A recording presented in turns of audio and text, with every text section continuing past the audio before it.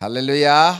परीक्षा के वक्त वह हमको बचाएगा, परीक्षा के वक्त वह हमको बचाएगा। जो परीक्षा सारे संसार के ऊपर आने वाली है। अब आज आपका अपना भेजा चलाना बंद करें, अपनी टेक्नोलॉजी बंद करें, अपना दिमाग बंद करें, अपनी सूझबूझ का सहारा लेना बंद करें और वेदी का सींग पकड़ लें, भला हो जाएगा। याद रख लीजिएगा। संपूर्ण धरती के लोगों को चेतावनी है। आपने तो पहल कोरोना का टेस्ट देखा था। यह बात प्रभु ने 2020 के अप्रैल महीने में ही प्रकट कर दी थी। ये जो पहला कोरोना है वो तो ट्रेलर है, ट्रेलर। वहां सब अन्य जातियों को यह अटैक हुआ था। परंतु एक बात याद रखना, अब भारी मात्रा में क्रिश्चियनिटी के अंदर घुस गया है। हर शहर में 5-7 पास्टर्स लोगों की डेथ हो रही है। कहां गया उनका परमेश्वर? कहां गई उनकी प्रार्थनाएं? क्यों नहीं भगा लिया तुमने कोरोना को? क्यों अटैक हो रहा है? Why the Christian people are dying through the corona? क्या 39 कोड़े में कोरोना की मार के लिए भी सजाएं आपता नहीं दी गई थी? इसका मतलब है जरूर कोई ना कोई बुरा संकेत खुदा बाप दे रहा है। हमारे जाग जाने में ही भलाई है। हमें परमेश्वर के चरणों में फिलडेल्फिया के समान कलीसिया बन जाने की जरूरत है, जहां पर हम धीरज के वचन को थामे रहें और परमेश्वर के वचन के अनुसार अपना जीवन यापन करें। उस मोहब्बत को, उस प्यार को जो हमारी जिंदगी को परमेश्वर के वचन के अनुसार चलने के लिए मजबूर करती है, उस जाम को हम पी लें तो शायद फिलडेल्फिया की कलीसिया के समान हमारे ऊपर रक्षा हो सकती है। और लूका की किताब में भी 21वें अध्याय में भी प्रभु जी ने कहा था, जागते रहो, प्रार्थना करते रहो कि तुम आने वाली विपत्ति से बचने और मनुष्य के पुत्र के सामने खड़े रहने के योग्य हो सको। इसका मतलब है मनुष्य के पुत्र के आने से पहले विपत्ति आएगी, आएगी ही आएगी। और दर्शन में प्रभु ने बहुत पहले से यिर्मयाह 12:12 में बताया था, यदि कलीसिया सुधर के नहीं आएगी तो विपत्ति तो आएगी ही आएगी। यस, क्योंकि हर मुंडे टीले में तुमने व्यभिचार किया है, हर बांज वृक्ष के पीछे तुमने व्यभिचार किया है। इसलिए मैं कलीसिया को चेतावनी देते हुए, संपूर्ण भारत के अभिषिक्तों के बारे में सलाह देते हुए एक बात कहना चाहते हैं। इन दिनों में आपकी जिंदगी को सावधान रहने की आवश्यकता है। इन दिनों में आपको परमेश्वर के भय में रहने की आवश्यकता है। इन दिनों में आपको परमेश्वर के वचन के अनुसार चलने की जरूरत है, जिससे कि आप फिलडेल्फिया की कलीसिया के समान परमेश्वर की नजर में आ जाएं। दाऊद के समान ये कहे, परमेश्वर आपके बारे में कहे, मुझे मेरे मन और मेरी इच्छा के अनुसार एक व्यक्ति मिल गया है। हालेलुया। सो पिता परमेश्वर आपके मन की आंखों को खोले। आपके लिए खुशखबरी है कि प्रभु छना हुआ तेल आपकी जिंदगी में डालने वाला है, जिसकी शुरुआत हो गई है।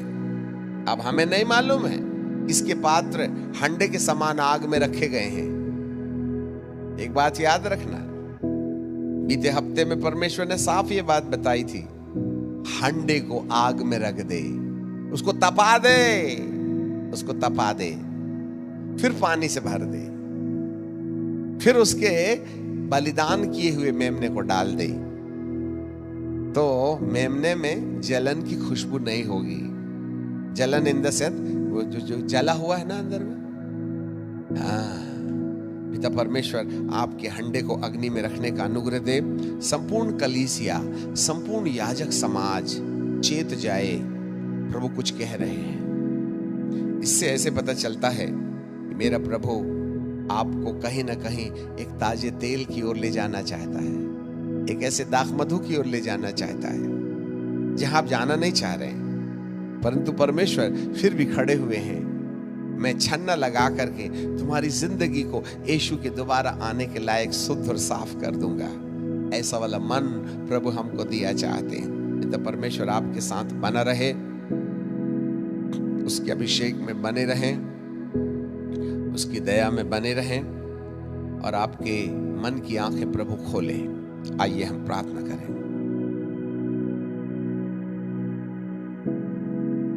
आए सनातन काल के विराट परमेश्वर, यदि आपकी आंखें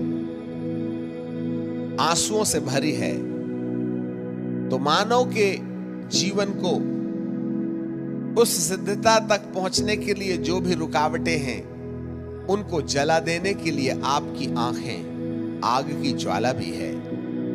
आप उन दुष्ट शक्तियों से लड़ेंगे जो मनुष्य को भटकाती हैं। आप उन दुष्ट शक्तियों को लाल वाली आंखों से देखेंगे जिसमें ज्वाला है, जिससे कि तेरे बच्चे तेरी गोद में खेलें, तेरे पास रहें, और जो संपत्ति आपने अनंत जीवन की उनके लिए रखा है उससे वे महरूम ना हो जाएं। प्यारे पिताजी, आप बार बार हमें चेतावनी देते हैं, सलाह देते हैं, प्यार करते हैं। आप कहीं ना कहीं हमारे भले की कल्पना करते हैं। अच्छे और सच्चे परमेश्वर, और एक बड़ा सिग्नल हमें मिल रहा है कि आप ईमानदारों को पवित्रता और सिद्धता और उज्जवलता में बढ़ाने की योजना में हैं, जिससे कि कलीसिया प्यूरिफाई हो जाए, सेवा प्यूरिफाई हो जाए, हम उस ताजे और छने हुए तेल का आनंद अपनी जिंदगी में डीएनए बदलने के लिए काम में लाने पाए। आए पिता परमेश्वर, आज हमारे साथ बातचीत कीजिएगा। प्रभु जी, तेरी भौतिक प्रजा न जाने क्या कर रही है, वे इंसान को मसीहा बना बैठे। हे प्रभु, वे भटक गए राजा। आज तेरी कलीसिया भी भटकी भटकी सी नजर आती है। स्वामी, तेरे लोगों पर दया कर दे। क्यों आप अपना हाथ बढ़ाकर तेरे याजकों को चंगाई का हाथ नहीं बढ़ा रहे?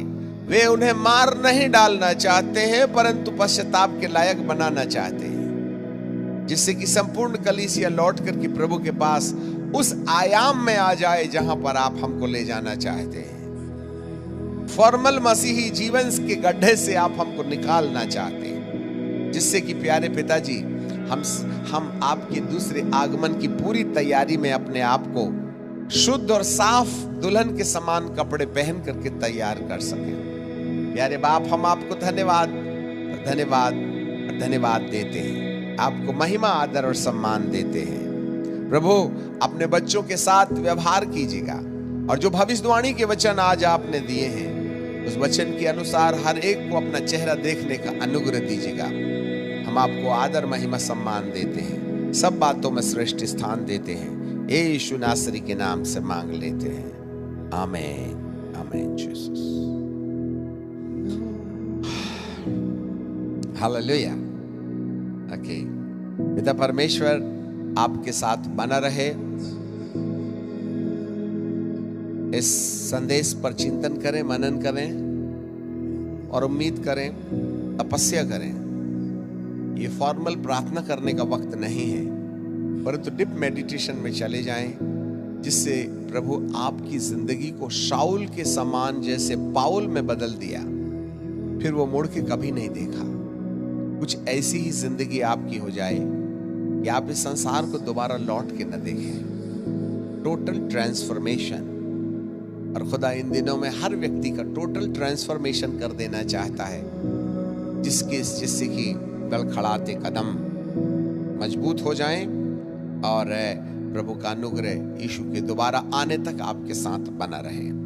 सो पिता परमेश्वर का धन्यवाद। फिर मुलाकात होगी अगले रविवार ठीक 10:30 बजे।